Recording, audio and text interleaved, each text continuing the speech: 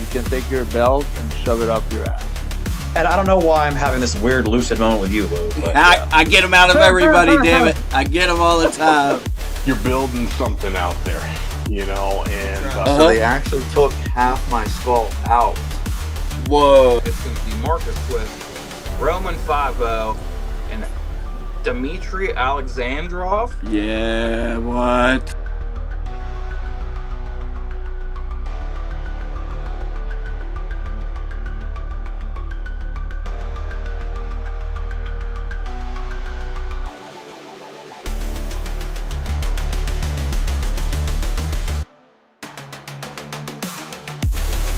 Spooky Lou, another wonderful WrestleRoni for me and for you. I've disappeared again, but that's perfectly fine because we got the USW Heavyweight Champion, second generation sensation himself, the son of the great Barry Hardy. We got Brian Hardy. How you feeling, my man? What's up, man? Thank you so much for having me on here. I've seen so much good stuff about this show that I was like, I gotta do this with him. I appreciate it because you've been making the rounds this week and you squeezed old Spooky Lou in. So thank you for that, Brian Hardy. Absolutely. I like the hat, sir. Thanks, man. This was the one that I told you I was like really excited about doing. So yeah, this man. is gonna be cool. Oh, we're going to have fun. I've been digging what you're doing with USW. I want to talk some USW.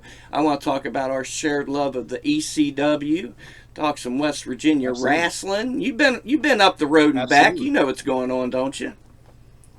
Yes, indeed. Heck yeah, man. Let's get right into it. As far as the new Saturday morning show, I love what you're doing. Props. First 2 episodes have been phenomenal. Where'd that inspiration come from? I know you love the old Saturday morning wrestling, but why now? Yeah, I think the thing is, like, dating back to like just wrestling in general, like the 2 big shows. I mean, it actually was like three big shows that made me want to, put out a product like that. Was the old Jim Crockett days, 1985 TBS Superstation stuff, 605. A combination of that, a combination of the old WWF Superstar show. I loved that show. And then Friday nights, ECW on TNN back in the day was my jam. And I'm like, man, we need like a 1-hour wrestling show that can keep people interested. But we need to kind of make it a little bit of everything. We need like vignettes and promos that are going to remind people of like ECW style. We're going to need matches that remind people of Superstars or NWA style. We're going to need the enhancement talents on there to really elevate the stars of the show. We're going to need all that type of stuff. So this has honestly been something that has happened in my brain for years and years and years, and I just never put it into motion. And then a few years back, I had saw that when Billy Corgan took over the NWA, that they did something much like studio wrestling during the pandemic and stuff like that. And I was like, dude, that was kind of the same concept that I was going to go with. And then, he kind of just had the money and the resources and everything to put it into motion. And then now all these years later, I'm doing it. And it's got such a good positive feedback that I thought, like, you have some people that will, you have your friends, and then you have your foes, you have your detractors, you have people that'll be like, this is really, really good, and I liked this, and this. And I don't need yes men all the time, but I definitely appreciate that stuff. But then there's other people that are like, oh man, you should have did this, or you should have done this way. And it's like, I hate to be that guy that always says like, I've already thought about that. But the thing is, 9 times out of 10, I've already thought about it. I've already mentioned something in post-production, like how I didn't like how this was filmed from a certain angle or how this was done a certain way. And a lot of times, I guess people don't think that I'm that critical of myself, that like, I'm like, I have to know what is going on. I have to at all times be critical of my own product, so that way I know how to fix it for the next time around. And I'm always one step ahead on that kind of stuff. Sort of funny because we had spoke earlier just a few minutes ago to my kids, and my son came up and was saying something about a show, and my wife had just said, you probably just said that 5 minutes ago to me. And I said, I did. And it's scary that he thinks the exact same way that I do about things, but like we both never voiced it to each other. So. Right on. And I get where folks don't realize the thought that goes into this sort of thing, and how you want to make it your own, of course, and how you want to make it unique. What are some conscious decisions you're making to try to make it your own type of show? I think the biggest thing for me is character development. Right. And I won't lie to you, like I've been a wrestling promoter since 2000 and I want to say 2010 was when I ran my very first wrestling show. I had been a music promoter for years. We can dive a little bit into that later on, but like I had been a music promoter for years, had done all that type of stuff, and I was like, I'll promote my first wrestling show at 19. So I promoted my first wrestling show at 19. I'm 34 now. But a lot of the stuff that I did in younger years in comparison to now, I'm like, it's just night and day. My thought process nowadays is way different than back then. Back then, I'd say, let's just book a bunch of big names. I'm going to bring in Robbie E. I'm going to bring in Eric Young. I'm going to bring in Jerry Lawler. I'm going to bring in this person, that person. And I would just stack name upon name upon name on a card just to try to draw as many people as I could. That was in my younger years. I just didn't know any better. It was like those people are already established. So since they're established, I have to do less work. They can just show up. A bunch of people will show up to watch the shows, and that's that. In my later years now, I'm like, character development is everything. I would much rather just start from scratch. I would rather take a student at the USW Academy that nobody has ever heard of ever and literally make him into a star. And it's always been, for me, it's always been more rewarding to look at things that way than someone that's already established. Chances are, like, a lot of times, you know, I don't know. I treat people accordingly. I don't treat people bad. I don't treat people good. I say that constantly all the time. Like, I treat people accordingly. And there's a lot of guys. I have like a Vince McMahonism, if that makes sense, where the more people will tell me, this guy fucking rules, you got to understand, you got to book this guy, you got to do this with this guy, he's an indie darling, everybody loves him, everybody wants to use him. That's the type of shit that makes me just want to puke. Like, that's the type of stuff that makes me go, ugh, I don't want to use that guy. Why? Because Fred and Joe and Bob and, you know, Sam all said that he rules. So because everybody said he rules, I don't want anything to do with him. And people are like, God, that is such a horrible mentality to have. And sometimes it is a horrible mentality to have, but like I said, I like to dig my claws in and literally start from scratch and just take someone. I almost salivate at the opportunity to make somebody. Like in the ECW documentary, The Rise and Fall, I have a lot of Terry Funk mannerisms as well, where people, you know, I pull the Terry Funk where I'm like, ooh, I can make him. I can do something special with him. I can this, I can that. I love that. Like I really do get off on that type of stuff. So I can relate. I understand. Definitely know where you're coming from. And not only do you have a great mind for the business, I was super impressed when I came to the show. You have a great team around you. You have a team of great minds around you. And not just that, you guys are running these indie shows like a WWE show. You got your headsets on. You got your production meetings. This wasn't even a TV taping I was at. But you still... Go ahead. Let me know. Oh yeah, I was gonna say it's so true, but it's to me it's almost like I think people would think that I love the wrestling portion of it more. Look, my whole heart is in wrestling. I've loved wrestling since I was born. I know nothing else but it. It's been my entire existence, my entire life.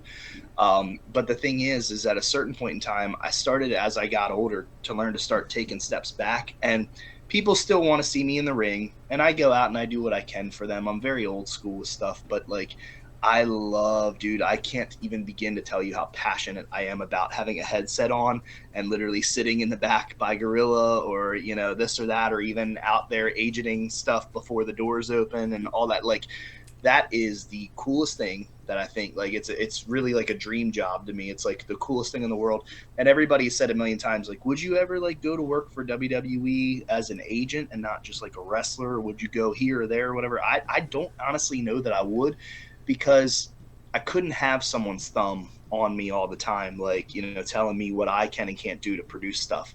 And I think that's what I love about my own company, is that I am producing what I want to produce the way that I want to produce it. And it's like, almost if I don't like something, I'm not like a drill sergeant. I'm not screaming and hollering and yelling at guys like, get back out there and do that again. I will say that the last USW Justice taping that happened, there was one time during the show that I literally looked at a tag team that I severely love. I won't even mention their name.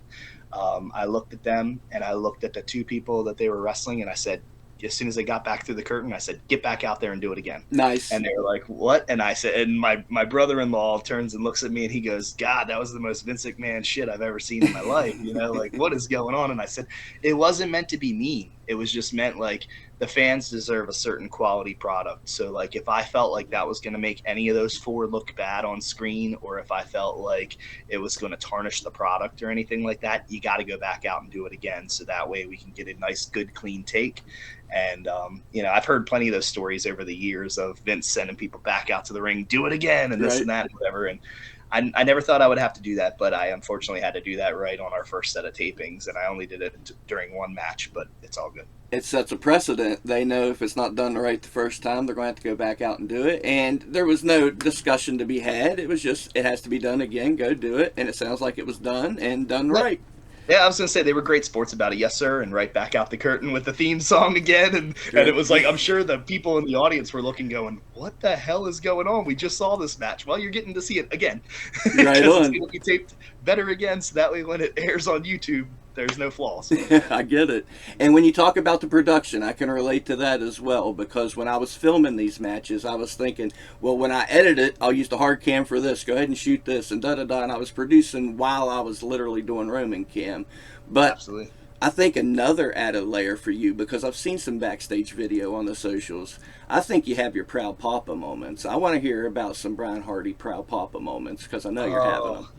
There's so many. I mean, that's the thing. All of my kids are in the business. So the only one that isn't wrestling right now is my 11-year-old, obviously, for said reasons.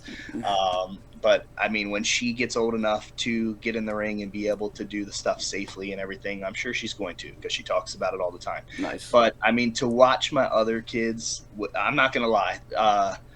Everybody tries not to break that fourth wall. I'll do it with you. I appreciate you. one of my kids, which there's no denying him, he looks just like me, is Owen Maverick, and everybody always says all the time, like, he came into the business a tough way. The kid has been around the business his whole entire life, so like, I mean, when he was younger, all he was ever doing was traveling with me to shows, and I'm walking with my bags and I'm holding his hand. He's 2 or 3 years old, and he's backstage in Ohio, and Billy Gunn's picking him up and running around with him and all this different stuff. And I mean, like, all these different places that I traveled over the years, he's backstage with Hexall Jim Duggan, like sitting there cheesing, eating some snacks while Jim Duggan's like completely, talking to my son and infatuated with just showing attention to my kid and not anybody else around. And that was Owen's entire life.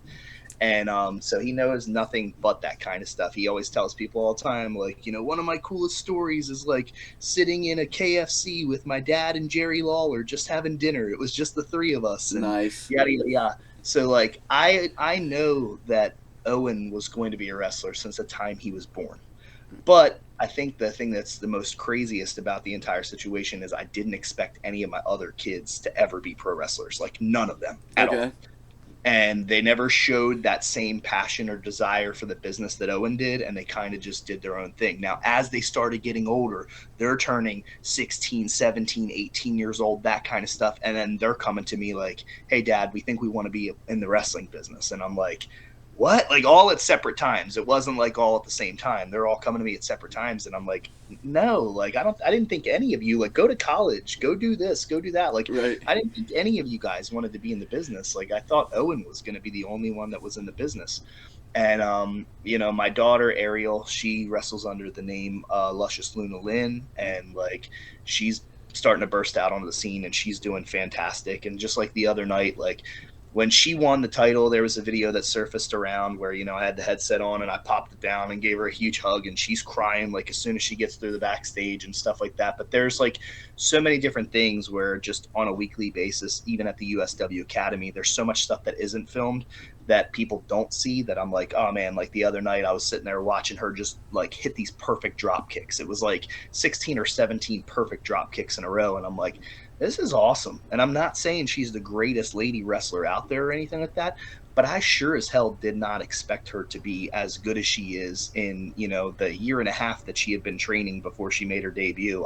I've just, in my mind, I still can't believe she ever debuted. Like, I can't, stuff like that. So each one of my kids, in different ways. Atticus Webb's my kid. Eddie Cameron, the referee, is my kid. There's all these different people in the business. The Spider Lady is my kid. Like, our whole family's filled with pro wrestlers. Huck Sawyer is my oldest kid. it is absolutely wild just to see all the character development and all the stuff that we're doing with them. And I think the toughest part is for them is like all of them have paid their dues and busted their ass, and they're not happy about the way that I brought them in because I was so tough on them. Like I Right. was, if we're gonna do this, we're gonna do it right. And they were so, like they had to do everything. They had to set up and tear down the rings. Like my girls had to do camera work. My boys had to do refereeing for a year before I would even allow them to be wrestlers and stuff like that. Like there's just certain old school mentality stuff that I was like, you're gonna do this. Like they were security guards on certain shows. Like there's certain clips that you can go back and watch from like 2021 or 2022 where you see like a young Huck Sawyer pre-beard, pre-everything, being like a security guard for Gilbert, at like an Nice. Indian, stuff like that and everything. It's just like they've all come such a long way. And like I tell people all the time, like, I had 4 biological children, we adopted 3 children, and it has been like the most awesome life you would never know because everybody just blended so well in together and everything like that. And I've had the same, I married my high school sweetheart. I was in 12th grade, checked myself out of 12th grade English to go get married. Nice. And we've survived this long. I always tell people all the time. Some wrestling page the other day posted something about how like Nikolai Volkov had said that Kayla and Brian Hardy are the modern day Stu and Helen Hart, and some people would think it's a compliment. I take that as a compliment. Some other people would maybe say not so much, but I've never met anybody that had anything bad to say about Stu and Helen. But I always tell people, like, my wife is Helen used to use a comment where she would say she was snowed under. I'm snowed under in the wrestling business. Okay. And she wanted nothing to do with the wrestling business. And Stu and all of his boys wrestled, and then all of his girls married wrestlers and stuff like that. And that is kind of how my life is with my wife, because she like is not a fan of the wrestling business. She's not a mark for the wrestling business. She literally is there to do the budget, and she handles all of the legality stuff. She handles all the paperwork, the LLC, the business stuff, everything, you name it, that is like USW or anything that has been affiliated with Brian Hardy over the last 2 decades. She has handled all of it. So I give her mad props for that, but she's kind of like a behind the scenes saint when it comes to that type of stuff. And sometimes we all try to push her out on camera, but she really hates it. Hey, and you need that type. I mean, you're blessed, man, to have your family love the business, be in the business. I'm sure you're super blessed. And, Yeah. and you got to keep the old school values in them, as I'm sure your father put into you. And, I'm sure, you want to keep that going to some degree. Take me back to getting in the business. How hard was your dad on you? I know Axel Rotten was one of your trainers, so I want to hear about, or at least you rode with Axel. I want to hear about Axel. Take me back to your early days. Yeah, so I mean, I tell people all the time, like I started, I fell in love with wrestling around like 2 years old. I mean, I say birth, but realistically, like most people don't remember anything. Like my earliest memory of wrestling at 2 years old was sitting on my great grandfather's lap, watching the Ultimate Warrior run down the aisle on Superstars, and that was like my first memory of wrestling. I mean, there's a bunch of different memories as a little kid of running around with LJN figures and Hasbro figures when I was like 2-3 years old and stuff like that. Mm-hmm. I grew up, me and my brother both grew up with a wrestling ring in the basement. My dad it's a little bit of wrestling history. My dad is Barry Hardy, and he was the good Lord, how do I put it? He's one half of the Toxic Turtles. He's one half of the Executioners, which, I mean, there was like 4 or 5 different variations of the Executioners in WWF. Mm-hmm. He was in there from like 87 to like 95. Okay. With Dwayne Gill, aka Gilberg. My dad had trained Gilberg. My dad had trained Axel Rotten. My dad had trained a bunch of different people from the Maryland scene. And my dad was the original guy from Maryland that went to Paulsboro, New Jersey in the original Monster Factory with Larry Sharp. Nice. And my dad was trained by Larry Sharp and Charlie Fulton, and which Charlie Fulton's a very popular name in the Ohio area and stuff like that over the years, and very legendary. And it was kind of crazy because my dad was like, well, I want to bring this back to like Maryland. Like, how do I do this? And him and Larry Sharp had ended up getting like a partnership going on where Charlie ran the Monster Factory in Ohio, Larry ran the Monster Factory in New Jersey, and my dad ran the Monster Factory in Baltimore. Later, my dad disbanded with Larry Sharp. They had like a brief falling out or whatever, and my dad had started a wrestling school called Beastmakers, which was in my basement. So there was a huge spray painted wall that said Beast Makers and all that other kind of stuff back in the day in my basement. But I still find old Monster Factory advertisements where it would say, like, if you're in the Baltimore area, call Barry Hardy and yada, yada, yada, with like my house telephone number and stuff like that. But Nice. my earliest memories, besides that of like actually physically getting into the business, was I was about 10 years old. My mom and my dad had separated when I was probably about 2, 3, and like I missed out on a lot of childhood stuff with my father. My mom, wasn't really the kindest soul, and she was, making it to the point where she would like tell me all these horrible things about my dad to like almost make me feel like my dad was a monster, Right like on.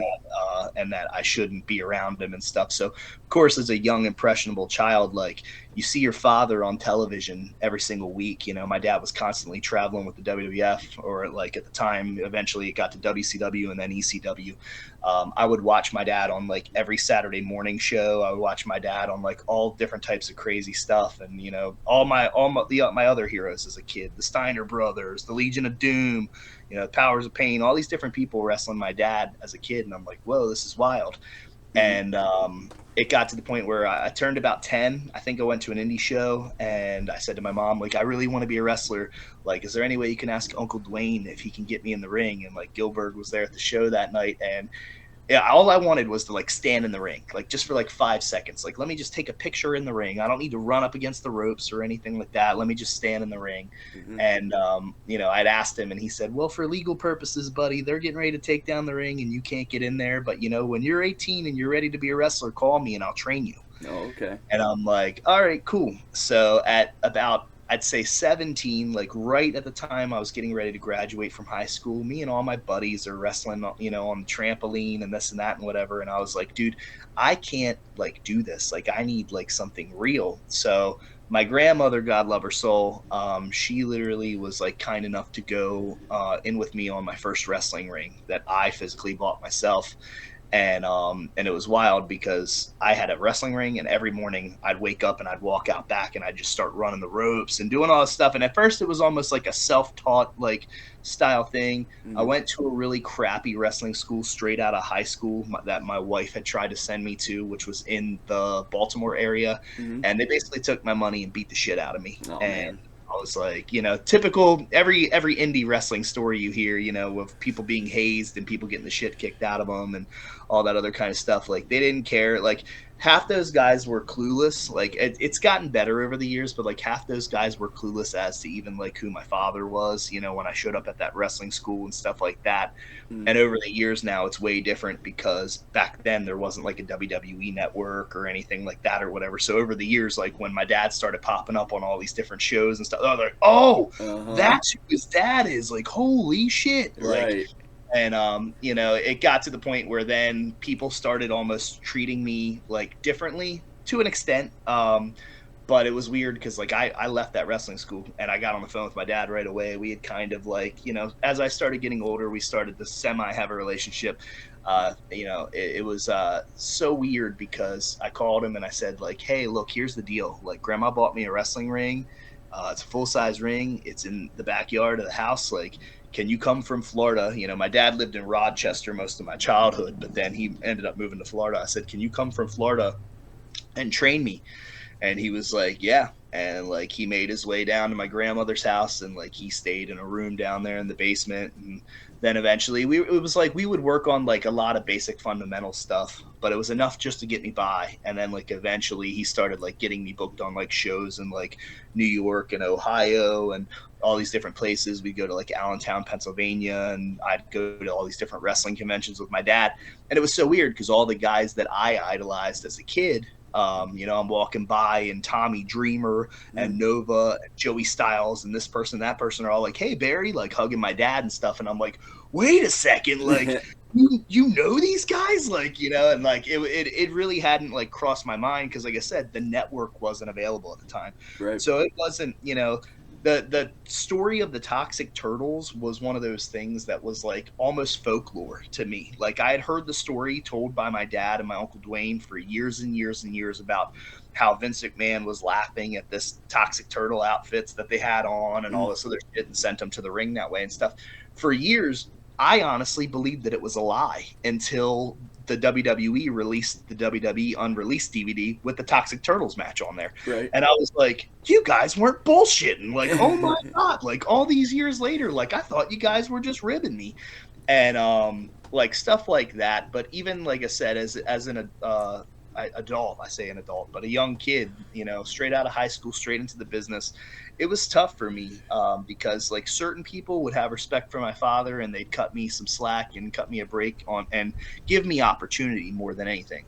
And then other places like wouldn't even fuck with me because whatever heat that my dad had had previously from certain guys in the business, they wouldn't touch me with a 10-foot pole. It was like almost like a guilty by association thing. And it sucks because like I tell my kids, like there are just some people in the business that like, even if they think I'm the coolest guy in the world, unfortunately, they might think that your grandfather, you know, is an asshole, or they might think your grandfather is the coolest guy in the world and might think I'm an asshole. And one of us might prevent you guys from getting future bookings. That, or people's just fucking hateful sometimes too. Yeah, for no reason, you know, like, and I'm like, and so I've openly told my kids that a million times. I tell my academy students, I said, you guys could be here 3 days a week, busting your ass, doing everything that you're supposed to be doing. But at the end of the day, if they don't like me or they don't like my father or they don't like what they think that we're teaching you guys or you guys in general, whatever, they won't book you. They won't use you. I'm like, so I'm like, that's just something you have to know ahead of time going into this business. Like you have to have thick skin, you have to be tough, and you have to be willing to,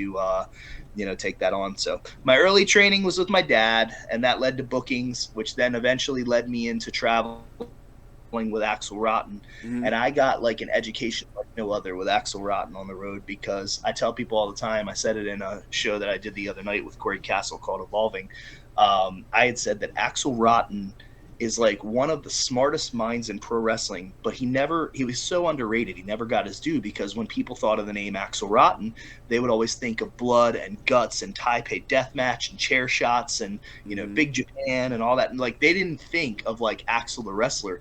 And if you really go back, like go on YouTube, watch episodes of like UIW, which was Universal Independent Wrestling here in Baltimore for years. It ran on our local television station. Axel Rotten had like almost like this British gimmick, and he was like a wrestler when he was young. He took that to like WCW, wrestled guys like PN News and shit like that.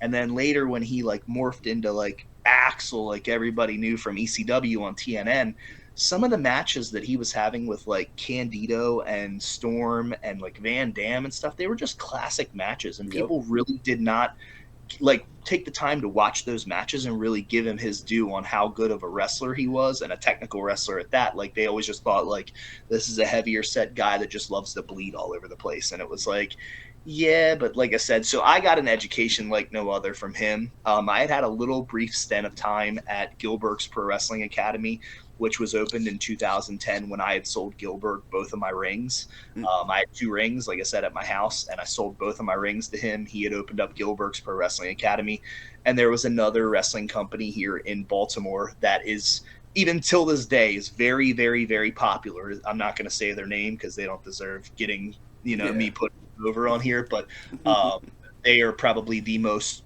I'd say, over company in the state of Maryland, and have been for a number of years. But the thing was, when they started to cross promote with Gilbert's Pro Wrestling Academy, I knew my days there were numbered. So I was pretty much promised like a full ride. I was told like, if you sell us your rings, you know, at a discounted rate in comparison to what you paid for them, we will, you know, not only help train you and get you where you need to be, but we're going to open up so many doors for you, and we're going to this and we're going to that and yada, yada, yada. And it was all these promises. And I was like, you know, I won't lie and sit here and say, you know, it's all on them. It's all on them. Because I was a brash, cocky, arrogant prick back then too. You know, I mean, we're talking like 2010, and I own my shit completely. But at the same time, it was like, as soon as that company came into team up with Gilberg's, and they started running their like wrestling show tapings out of Gilbert School and stuff. I was like, my fucking days here are numbered. Yeah. Like I know that my days are numbered, and sure as shit they were. And that actually was the best thing that ever happened in my career, because that happening led me into starting my own wrestling promotion. And you hear that as like kind of like a cliche a lot of times from wrestling promoters, where they'll say, he wasn't getting booked, or he didn't feel like this was appropriate or that was appropriate, so he started his own company. And it's like, I'm kind of one of those guys, but in some weird, like, methodical wrestling way with, like, a huge wrestling family and stuff. Everybody's like, it worked for Brian. Like, it doesn't work for everybody like that. A lot of guys are looked at like money marks or pieces of shit or this or that or whatever. Like, it worked for Brian because he knew the business, and he learned even more about the business from a bunch of people that knew the business, and then literally just took it and made what he made. And it turned to gold. So that was good. Heck yeah, man. So you've been blessed. You've lived the wrestling life. You've definitely, sounds like you've had your peaks and your valleys, like we talk about on this show. Give me a career Absolutely. highlight. Give me a career low light. Balance them out. Oh gosh, the worst time. This is hilarious because people would think this is the best time, and I'll tell you the worst time. Okay. The worst time ever in my career was 2000 and I'd say like 2012, which everybody would be like, that was the first year you were ever on WWE. Right. And as cool as that was, I felt like the very first time I ever wrestled on WWE. There's a story in my book. And for anybody that's watching the show, if you want to purchase my book, it's on Amazon. It's called Wrestling with Life, Rocking All Night, the Brian Hardy Story. And I think it's like $30. It's a hardcover book with 15 chapters on Amazon. And it's basically my whole life story from the time I was born all the way up until like about 2 or 3 years ago. Nice. So wrestling, music, personal life, all that kind of stuff. So, but in my book, there's a story that talks about my very first night at WWE. And that was at the Nassau Coliseum in Long Island, New York, which for most people, they know like part of WrestleMania 2 was held at the Nassau Coliseum and shit like that. Mm-hmm. The very first people I ever met when I walked backstage at WWE was Roddy Piper and Cyndi Lauper. Talk about craziness, just like walking in and holy hell. That night I got ribbed so bad, and people could say it's not a rib and this and that and whatever. I got ribbed so bad because Dean Ambrose had just come up from, he was in CZW, and then he got signed to FCW and came on to the main scene of WWE, where they were calling him up from developmental, and he was going to start doing dark matches on Raw and SmackDown and all that stuff. So that week, I thought I was going to be like one of the guys to wrestle Dean Ambrose, and they kept calling this other dude's name. I don't remember who the hell his exact name. It's written in my book or whatever, but I basically, was sitting across the room from him, and they kept saying like, Hardy, you're dark tonight. And I'm like, okay, cool. And this was one of the agents at WWE. I don't want to mention his name. He was an asshole. I talk really badly about him in my book. And he was a real piece of shit. Okay.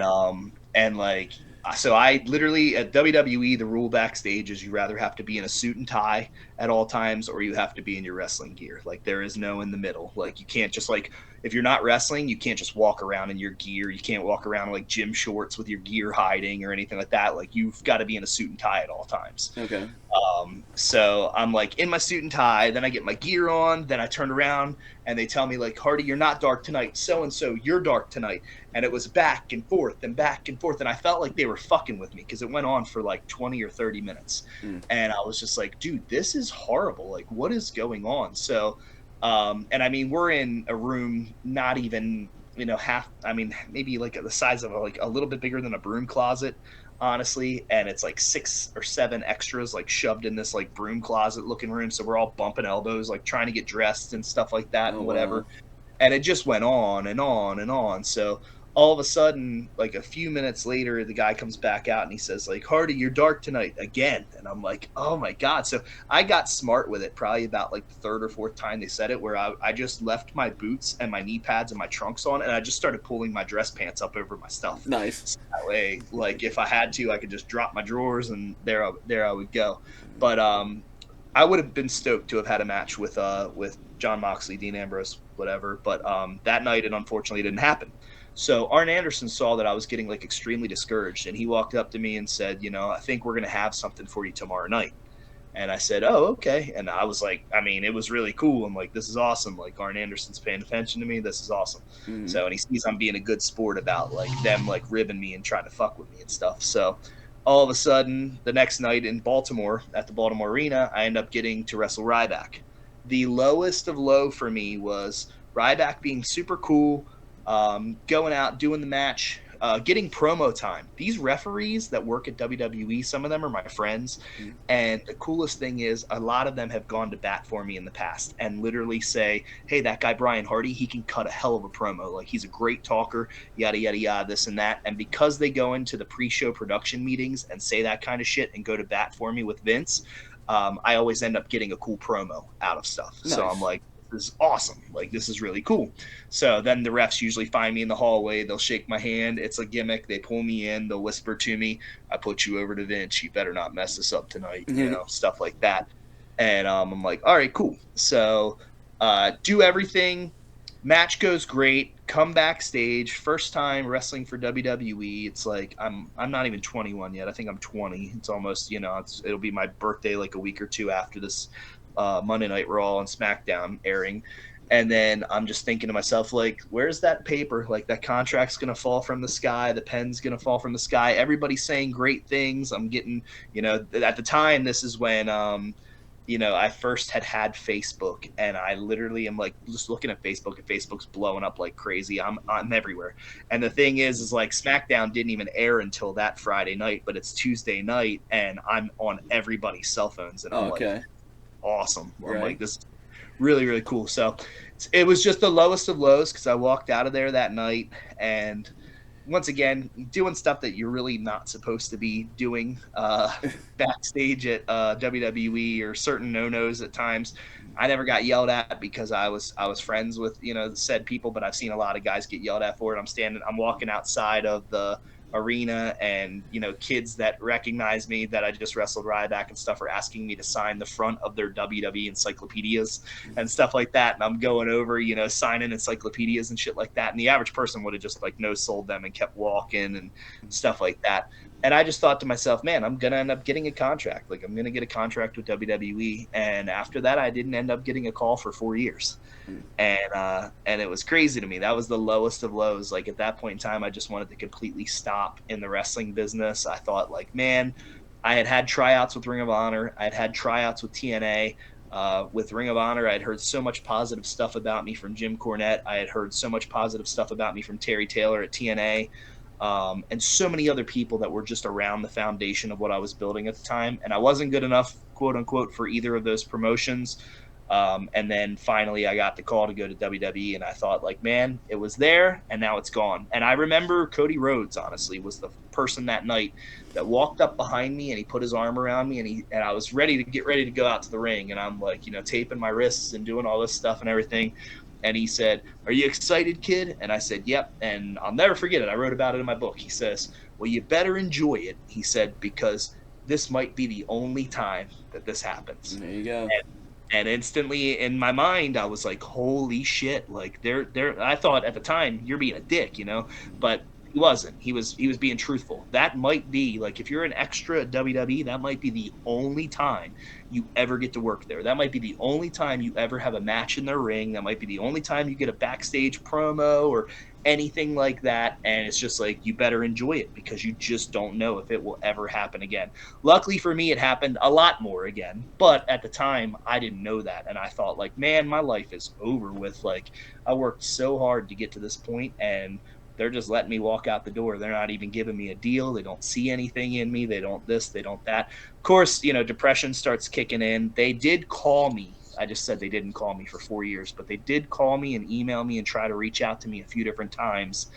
And the thing that was crazy was I was so, like, just hurt that I was almost like, no, I don't want to come work. Like, I remember they asked me, like, if I wanted to be a part of a pay-per-view in Baltimore. It was like Payback or something like that. Mm-hmm. And they had asked me, like, if I wanted to come, you know, be an extra backstage at Payback and shit. And I just kept, like, writing them back really shitty. And it sucks because the guy, like, that I was saying no to for years is, like, one of the nicest guys in WWE, and a guy that goes to bat for me all the time. And he's actually one of the higher ups now that deals with the main roster. But the thing was, back then I was just like such a dick and so hurt that I was just like, no, I don't want to come to, that opportunity. So many people have told me over the years, like, how many times have you turned down WWE? And I was like, a ton, like a ton of times. I'm like, but then it got so bad around the pandemic where in 2019 I had wrestled and did extra work and all that other stuff more times for WWE in 2019 than I had ever done previously in my career. They started bringing me back in like 2016, and it kind of worked its way up from there and stuff. But by 2019, I was just like, man, like I thought in 2012, like my life was over and I was never going to be able to do anything cool again. And by 2019, I'm like, all right, where's this contract at? I'm ready, because like all the agents here love me. Like everybody's super kind to me. Everybody knows who my dad is. Like this, I'm just waiting like to get signed now. And then the pandemic happened. And when the pandemic happened, it turned the world upside down. I don't try to get political about stuff, so I won't go too much into detail about that kind of stuff. But I will say that the only reason that I have not been booked at WWE from the time the pandemic started until now was because I was not willing to put something into my body. Really? Okay. Fair enough. Wow. And that's silly too. I mean, and we, like you say, we won't go down that road. Me and you still want to live our lives as comfortable as possible. But a lot of folks don't even get the chance to work for WWE. I mean, they bust their ass for years and years, don't even get the opportunity. And I know, that you're blessed that you got to go there, not even to work it. You got to take in to see how things are run. So now that you're that was the best, man. That was like that to me, that was more of an education than anything, because I used to be able to like sit back in Gorilla during certain spots and watch how they would operate. And it was like I was just getting a formal education on how to do everything that they were doing. So like when people say Brian does this way or Brian does this that way, everything that I'm doing, I took a little bit from Shane Helms, I took a little bit from Michael Hayes, I took a little bit from Jamie Noble, I took a little bit from this person and that person and that person, Arn Anderson and yada yada yada. And it's like I just took all the agent stuff that I had learned over the years, and I just literally put it together and was like, this is it, bro. This is how you are going to create your empire. There you go. And I say there's a reason for everything. So there's exactly as your reasoning. So I think you were I'm like you, if all that thrown at you at such a young age has to be discouraging. So what can you tell these young wrestlers today trying to get into TNA, AEW, WWE, and just doesn't seem like they're making progress? The gears are turning, the tires are spinning in motion. What can you tell them? What did a young Brian Hardy do to persevere through the storm? I would say the biggest thing is don't give up. I mean, dude, I'll tell you, I watched the Ric Flair, what was it, 30 for 30 or something like that back in, a few years back, and he had talked about how he quit the wrestling business like 10 times. And I'm like, I can relate to that shit, because like it was so hard in the beginning that like I just, every day, it wasn't the bumps and stuff for me. It was the other shit, like the politics of the business, you're not friends with this guy, so you can't talk to this guy, or you talk to this guy, so you can't talk to this guy. Like there was so much of that as a younger guy that I was just like, whose ass do I kiss? Like, what is going on?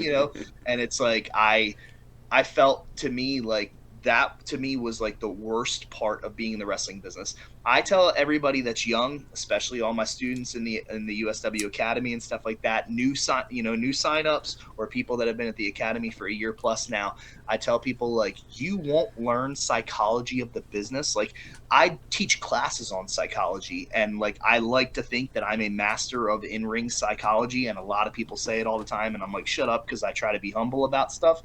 But the thing is, I've been around so many great guys over the years that, like, I'm just a sponge. I've absorbed everything from them, and then I pick and choose what I want to use, and I use it. But you really don't learn psychology of the business until like your first 3, 4, 5 years in the business. So you could sit there at 6 months and like a deer in headlights and shake your head and say, yes, like I know exactly what you're talking about and this and that. But the reality of it is, you probably don't have a damn clue. And me as a trainer, I don't expect you to know that stuff until about 4 or 5 years in the business. And I try to teach it. And like I said, half the time the lights are on, but no one is home. One day a light bulb will go off. It'll click. You will start having better matches than you've ever had in your entire life, which will then lead to more bookings, which will then lead to more money. I tell people all the time in the first year or two, I was blessed. That's the word. Gratitude's a big thing for me. I was blessed and fortunate. My first pro wrestling match that I ever had, I made $50. Now, most people would go, "Holy shit! Like that's not really that much money," because I drove all the way from Maryland up to Buffalo, New York, which is an 8.5 hour drive each way. Right. But $50 for my first match, I was like not too shabby, and I was like, if this is how it's going to be, and it's going to continue on and continue on, awesome. Now I tell people, if I did not have as many kids as I have, I would have been a millionaire by now, for sure. There is no like bullshit about that. I had a very good music career. I had a very good wrestling career, and I made both of those for myself. The problem was it wasn't a matter of like saving money or anything, but it's just I did not have a good childhood. I did not have a good life. So I wanted to make sure that my children had 10 times the life that I ever had as a kid. So like my kids, if they even batted an eye or looked at anything, they got it. When I would travel on the road, I would literally pick up my wife humongous paintings of Marilyn Monroe and all this different shit that she really loved, and I would just come home off the road with it. And at the time, like in independent wrestling, like there was a time where there were certain nights where I'd only make $50 early on in my career, which stemmed into like 4 or 5 years into my career, where then I was making, $350 a night, $550 a night, stuff like that. And people were like, how the hell is he getting that type of money? Like, even as a musician, I was making good money. I was making between like, anywhere between 450 and 750 a night doing acoustic solo shows. And people were like, my buddy played a fucking bar that you played and you made $700 and my buddy made $150. Like, that makes no sense to me. And I'm like, you got to learn how to be a businessman before you learn how to do anything else. Like, that's the thing. Like, business is business first, and then everything else will follow. But once you really get the psychology of the business down and you really do know what you're doing, and you get some reps under you where you start working with really, really credible names, and you can tell people that, a big takeaway for me as a younger guy was I was wrestling all the guys that I had played with their action figures when I was a kid. The Brutus Beefcakes, the Hexall Jim Duggins, the Nunzios, the this, the that, the blah, blah, blah, blah, blah, all these different guys in my career. I was 10 years old, 8 years old, 5 years old, sitting in my bedroom, figuring out matches with my action figures in my ring. And then almost, decade or more so later, I'm in the ring really wrestling these guys. And that makes your value go up too. Biggest thing is don't get discouraged. It is tough. It is rough. I tell people all the time, like if I had $1 for every time I could tell someone that I have been screwed or fucked over in this business, I would be rich just off of that alone. Right. But at the same time, if I told, I'd be lying if I didn't tell people there have been more good times in the pro wrestling business for me than there have been bad. And I've met so many of the people that I call my friends because of this industry. I have been able to, touch elbows with some of my most favorite idols as a child because of this business. And I'm not just wrestlers, like I'm talking like musicians, actors, different people. Like I said, just telling you a few minutes ago, I met Cyndi Lauper. Like, when the hell did I ever think I was going to meet Cyndi Lauper in my life, But I'm like, that's pretty cool that happened. And now I have a story because of it. But it's the biggest thing is don't give up. Don't get discouraged. When you think you're working hard and you're not seeing anything out of it, wrestling, in this business, it took me years to humble myself. This business doesn't owe you shit. Like the Kid Rock lyric, only God knows why, you get what you put in and people get what they deserve. It might not be right now. And I am a religious guy, and it's not on your time either. It's on the big man upstairs time. So it doesn't matter if you feel you're owed it now, you deserve it now, you this, you that. It literally is on his time. So when it's meant to happen, believe me, it will happen, and the floodgates will all just open at once, and then a bunch of really good shit will happen for you.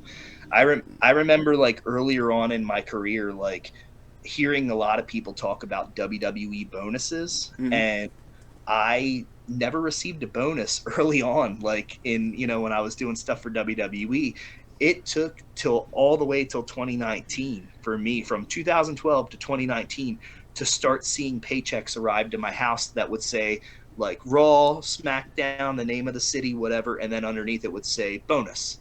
And I was like, oh shit, like this is what this means. Like I heard people talking about it for years, but I never knew. And then once I actually started getting those, I was like, this is awesome. Like I'm being bonused for doing a good job for my work. Hell yeah. Good on you, man. Good on you. Well, one thing I did want to ask you, because we're going into the tail end here, and I love all the WWE and hearing that, I love it. But I am interested in your indie scene. You've been out there in Maryland and across everywhere in your time as a career. Tell me about the changes you've seen over the years, whether it's the good, the bad. Give me the good and the bad as far as the independent scene. What are you seeing? Yeah, the good lord. Well, first off, I don't know if you ever tried this or not, but I'm just gonna weak plug this right now. Liquid Death Dead Billionaire Tea and Lemonade. Ooh, This stuff is good, man. If you've never had that, try that I'm for gonna sure. check it out. Goes down smooth. It's like Arnold Palmer, like Arizona Arnold Palmer, but it's a little bit lighter because it tastes like they put more water in it than anything, so it's kind of watered down. It's down my alley. Yeah, I love it. As far as the indie scene, man, whoo! Like, I think the biggest thing is it has changed. In my opinion, it's tough to say because there are certain things that I look at and I go, it's changed for the better. Mhm. And then there's other things that I look at and I go, I wouldn't, necessarily say that this is better than a decade or so ago or 2 decades ago or whatever. I mean, I've been a pro wrestler now for 18 years. So I tell people all the time, I'm like, the craziest thing is I've like my highest of highs, my lowest of lows. I've made money. I've lost money. I have wrestled some of the biggest stars. I have, wrestled guys that probably should have never even been in a wrestling ring, to be quite frank and honest. Like, I'm sure.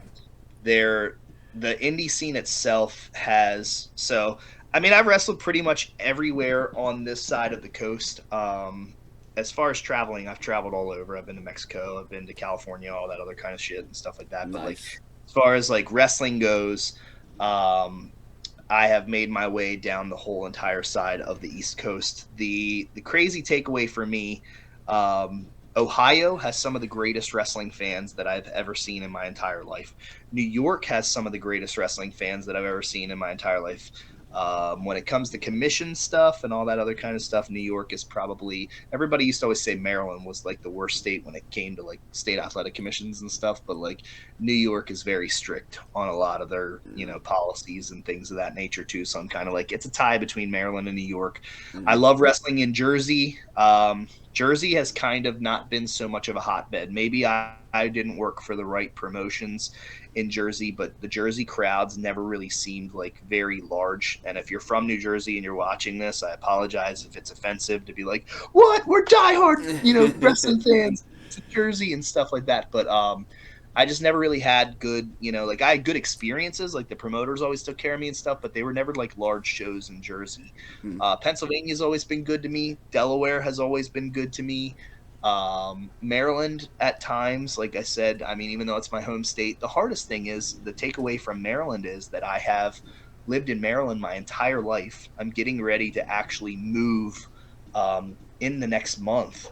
But I lived in Maryland my entire life, and it's hard to wrestle in Maryland or to not wrestle in Maryland when like you've been here your entire life, and the rules and regulations are just so far out there. But then like everything's a politic game, like I said. So like you have all these promoters that are like, yeah, don't let Brian Hardy run here, or Brian Hardy shouldn't run this area, and blah blah blah blah. And that's kind of a tough situation too, because all these hey guys, sorry, my dogs are barking.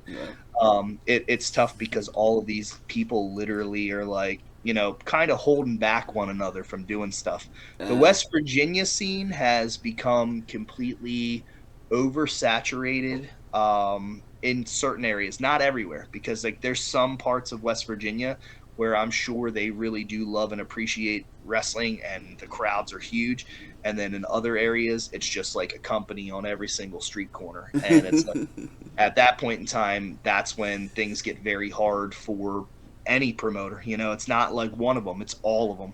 And the thing is if people learn to work together more, then you have sort of like a mutual understanding. Like I said, my vibes are so old school that I had never been one of those guys that like to poach. I never wanted to step on anybody's toes and this and that and whatever. I was always the guy that was like very respectful at first, like, hey, we're thinking about coming in to do this or do that. Could we possibly work together? I've always been the guy that no matter what city I've gone to, I've always said, like, could I possibly do a ring rental, or could I include some of your talent and we could showcase some of your talent and talk about your company? That's why I've always had like such a good, working relationship with RSW since we had come down into that area. But there are like other guys that like would be like, they won't even answer your email back. You know what I'm saying? I know the type. They would kind of like piss in the wind, and it was like one of those things. Like, I've always been, like I said, the respectful guy, and it's a Paul Heyman adage, and same thing. It's you can rather use me, in this type of situation. I can rather be inside the castle with you pissing out, or I can be outside the castle pissing in. Yep. The choice is yours. And I've always realized, like, the people that have done good business, I stay like loyal as fucking hell to those people, and I do good by them and they do good by me. And those are the types of relationships that you bond, where like 10-15 years from now you're old men and you're still talking on the telephone about, hey, because you've built that good relationship. But then there's other guys where, like I said, I try to be kind. Hey, we're coming to your town. Hey, we're doing this. Hey, we're doing that. They don't answer me back, and I'm like, well, you could fucking answer me back and we can work together, or you could fucking get steamrolled. The choice is yours. Hell yeah. Whatever you would like. But it's like, I'm the type of guy too that's not going to back down from anybody. So like starting a war with me would be like fucking, just as bad as like the US and the Taliban. Brian Hardy's looking for a reason. Try him, bitches. Fuck around, find out. Exactly. And I, like I said, I've met so many folks because of pro wrestling that I'm like, the guys that genuinely have helped me along and stuff like that, I'm like, those are the dudes where if they picked up the phone and they ever called me and said, hey man, like, this guy's coming into town, like, and blah, blah, blah, blah, can you help me with this or that or whatever? I'd be like, absolutely, bro. Like, no problem. Like, this guy, one of my guys needs a booking, or one of my guys needs like, I got it, bro. No problem. And then there's other guys, like I said, that would be like, hey, man, like, no, I asked you for help 5 years ago, and you pretty much told me to go fuck myself. Yep. So because that happened, don't even think about picking up the phone now to try to make things right, because I've already established myself and made, too many right moves that I don't have time for your, oh, we can be buds now, like. Good on you. Spooky Lou and Brian Hardy hold grudges. Know that. I try not to, man. I tell people all the time, like, I really, really do try. Like, the best thing I can tell you about pro wrestling is that I have probably less than, and this is me speaking out. This isn't, people speaking out about me, quote unquote. I can tell you on a personal level that I have less than 10 enemies in the wrestling business. I would like to say I might only even have 5 that I would literally say I wouldn't piss on them if they were on fire. Right on. But at the same time, everybody's got a Brian Hardy story. Telephone, telegram, telewrestler, everybody, I tell people all the time. One of my favorite stories ever was like my brother-in-law, who is Stunning Adam Armstrong. That is my wife's brother. Okay. He was sitting in a locker room one day, and I love the story. It never gets old. He said he's like sitting there, and 2 guys are like sitting over in the corner, and fuck Brian Hardy this and Brian Hardy that and yada yada yada. And he walks over to them, and they have no clue who he is. He walks over to them, he stops, he goes, hey man, are you guys talking about Brian Hardy? And they go, yeah. And he said, do you know Brian Hardy? And they said, well, no, we don't like personally know him. Like, we never met him or anything like that. But we heard through the grapevine that this and that, and all the telephone, telegram, telewrestler bullshit.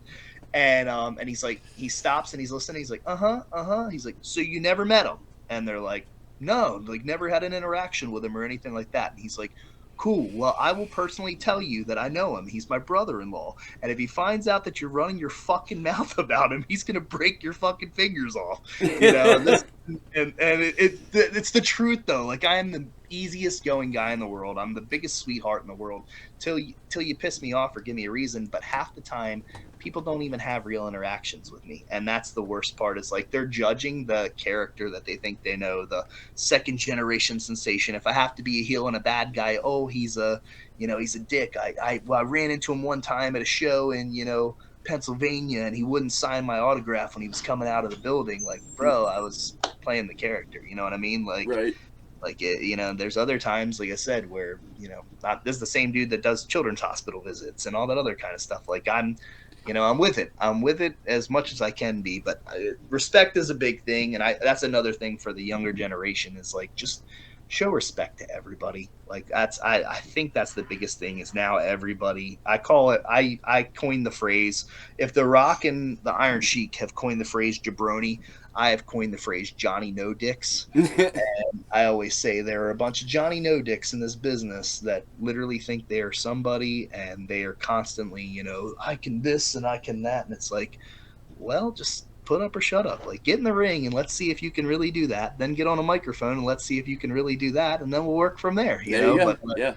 the thing is, half these guys, man, they couldn't even wrestle their way out of a wet paper bag. And the reality of it is over the years, they've had, they find the right things to say to people and they find the right things to do. And then they kind of just, migrate through the, entire business and stuff and subpar careers and all that other kind of shit. I'm like, I had a very, very, very like good and blessed career for what it was.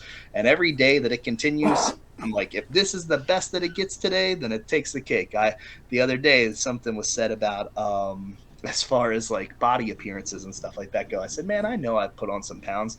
Like, I love my Taco Bell, like simple as that. Right. I love my Taco Bell and McDonald's. I'm like, but somebody had said something not too long ago about like appearances. And I said, well, when I was younger, you'd shoot for, I want to look like Rick the Model Martel, or I want to look like this, or I want to look like that. And I'm like, I wake up every day now and I'm like, if I look like Playboy Buddy Rose and that's the best it is today, then that's what it is today, brother. Like it's, I don't know. A lot more. I don't mean to be, negative or anything like that, but I've met so many more good people in pro wrestling than I have bad. And Same. I'm not saying that the bad isn't out there and stuff like that, but a lot of good folks that I've met because of pro wrestling, and a lot of people that have gone to bat for me and they didn't have to, and they did. And I'm like, that's so cool that people are like, there's just as many people as that say, I don't like Brian Hardy. There's equally just as many people out there that are like, Brian Hardy's like the coolest guy in the world. Like, he gave me the shirt off his back, or he bonused me for this match this one time, or, I was a heel, he was a baby face, and we wrestled, and Brian sold $300 in gimmicks that night and came up to me and gave me $100 off the gimmick table because that's the old school thing to do, stuff like that. So it's just, there's so much out there, man. Like I said, you got to pick and choose as a wrestling fan what you love, what you don't love, all that other kind of stuff. And I think too, the other day, were you the one telling me about how you used to go to like ECW live events? Yeah, and stuff? that was me. Dude, to me, that stuff is just so cool because like anytime people start talking to me about that stuff, like I instantly start smiling. I feel it. Listening. I'm like, bro, I love that type of stuff. Like this sounds terrible to say, but like when I ask kids nowadays, like, who's your favorite wrestler? And they say like, The Miz or Bianca Belair, like, I'm like, there's nothing wrong with that. But I'm like, do you know like who, Lance Storm or Chris Candido or this person, that person is? And they're like, nah, I have no clue. And I'm like, damn, that's shit, man. I'm like you. I can fire up some old ECW TV and just get a rush through me, man. It's so dorky, but I don't care. It just makes me so happy. I can have the worst day ever and fire up some old ECW TV or fan cam, and I'm a happy man. So. It's nostalgic. You know what I mean? Like, it's, for me, anytime I do that type of stuff, and I mean, wrestling's on my, in my house, wrestling is on the TV 24/7. My wife like hates it. She goes to the other room and she'll watch her, soaps or her girly shows on Netflix and stuff like that. But like, wrestling's always on the TV, and it doesn't matter what era it's from. You could walk out, it could be Buddy Rogers and Bruno Sammartino on the TV, or Vern Gagne, or this or that. And then, I mean, it's all the way up to like, I'd say probably about 2002. Anything after 2002 you really won't see on my TV unless it's like episodes of like TNA from like 02 to like 09. Fair. And, but yeah, man, ECW just did something for me magically as a kid. And like I said, those early days of NWA and early WWF, the golden era of WWF, man, like that was magical times for me. I'm like, I wish that I could have been alive and around in that era to actually wrestle. You know what I mean? Like, I mean, it gave me a lot of very happy times as a kid, but I really wish I could have been an adult wrestling. Like, I tell my dad all the time, I'm like, you got so lucky. Like, right when you got into the business, like, you got so lucky, because like in WWF, my dad's wrestling like Kerry Von Erich and Jake the Snake Roberts and this and that. In WCW, my dad's wrestling like Bagwell and the Patriot and stuff like that. And then in like the ECW days, my dad's wrestling like the Dudley Boys or Mikey Whipwreck or Nova. And like, I'm like, you got so lucky. Like, you don't even realize like how lucky you were to be in that time frame. Because I'm like, today's era isn't, what it used to be. And sadly, a lot of people are passing away. Yeah. So I'm like, that's the worst for me, because I'm like, there's so many guys that were like on my bucket list that I'm like, oh man, if only I could have wrestled him, or if only I could have wrestled him. And then there's other guys that I did wrestle that I'm like, wow, they've passed away. Like Nature Boy Buddy Landell from the NWA. I wrestled him. He was like my first big name that I wrestled in like 2009. And he's gone. Like, he's passed away. And I'm like, yikes. Countless matches with Axel. He's passed away. Balls, all those guys. I'm like, man, it's rough, because it feels like a little piece of your childhood's going away. I'm sure. Well, I hate to end it on a downer, Brian Hardy, but I've taken over an hour of your time. But I will give you the chance to put out the socials, any merchandise you want to put out, upcoming dates, anything you want to put out there, sir. The final word is on you. You have at it. Well, first off, thank you so much for having me on the show today. Yes, sir. It's been an absolute pleasure. And Instagram at official Brian Hardy, Facebook.com/United States Wrestling, Instagram at the official USW. Our email address is theofficialusw@gmail.com. And just tune in on YouTube every Saturday morning at 10 a.m. Watch a brand new episode of USW Justice. It's about an hour long, give or take, every week. Every Saturday morning, that old school wrestling style feel, so you can stay in your PJs and eat your cereal and all that stuff. And if you got any free time on your hands, like I said, you can go to Amazon and check out Wrestling with Life, Rocking All Night, the Brian Hardy story. There's some videos on YouTube of me reading a couple of chapters off the book if you kind of want to get a feeler of how the book is. And the last thing is, if you got some downtime and you like action figures and you like wrestling memorabilia, you can go watch a bunch of my old episodes of Brian's Wrestling Collection on YouTube and check out all the cool stuff that I've purchased over the years. Hell yeah, Brian Hardy. You're the man. I had so many podcasts this week, and this is the one I was looking forward to the most. You didn't disappoint. I think we only scratched the surface, so I think for sure, dude. I'd love to come back on again sometime, so let's do it. In the meantime, I've got a young man in the UK waiting on me, so I'm going to ask. Awesome. Yeah, so we're going to switch it up. We're going to go from older gentleman Matt Hardy in the States to younger gentleman Jordan in the United Kingdom, and see how that goes. But awesome. I'll ask. Awesome, brother. Well, I thank you guys. Oh, I thank you, sir. If you don't mind to hang on the line for me, I'll wrap this up, and then I'll tell you the backstage goodbye that nobody else can hear. The little secret between us. To the listeners, we've almost done it. We're at the finish line. I promised a podcast every day this week, and it was a dumb decision, but Brian Hardy came through for us. I appreciate you, Brian Hardy.